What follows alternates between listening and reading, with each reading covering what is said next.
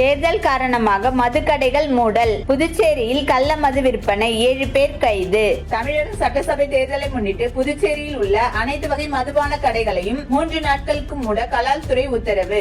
இந்த உத்தரவு 23ஆம் தேதி வரை அமலில் இருப்பதாக அறிவிக்கப்பட்டது. அதன்படி புதுச்சேரியில் நேற்று காலை 10 மணி முதல் அனைத்து மதுபான கடைகளும் மூடப்பட்டன. இந்நிலையில் மதுக்கடைகள் மூடப்பட்டதை பயன்படுத்தி சிலர் கள்ளத்தனமாக மது விற்பனை செய்ததாக போலீசார் தகவல் பெற்றனர். இதையடுத்து பல்வேறு பகுதிகளில் போலீசார் திடீர் சோதனை நடத்தினர். திருக்கனூர் பகுதியில் முத்துகிருஷ்ணன் என்பவர் கைது செய்யப்பட்டு அவரிடமிருந்து ரூபாய் 19,000 மதிப்பிலான 34 மதுபான பாட்டில்கள் பறிமுதல் செய்யப்பட்டன. பாகூர் கொத்தமேடு பகுதியை சேர்ந்த கார்த்தி என்பவரும் கைது செய்யப்பட்டார். மேலும் மேல்பரிக்கல்பட்டு பகுதியில் ரஞ்சித் மற்றும் சரபாலா ஆகியோர் கைது செய்யப்பட்டனர். அரியாங்குப்பம் பகுதியில் சக்கரபாணி சாராயம் விற்றதில் போலீசார் பிடித்தனர். வில்லியனூர் பகுதியில் வீட்டில் மதுபானங்களை பதுக்கி வைத்து விற்ற செந்தில் என்பவரும் கைது செய்யப்பட்டார். இவ்வாறு புதுச்சேரி முழுவதும் நடைபெற்ற சோதனைகளில் மொத்தம் 7 பேர் கைது செய்யப்பட்டு அவர்களிடமிருந்து பல்வேறு வகையான மதுபானங்கள் பறிமுதல் செய்யப்பட்டன. சட்டவிரோதமாக மது விற்பனை செய்வோருக்கு எதிராக கடுமையான நடவடிக்கை தொடரும் என போலீசார் எச்சரித்துள்ளனர்.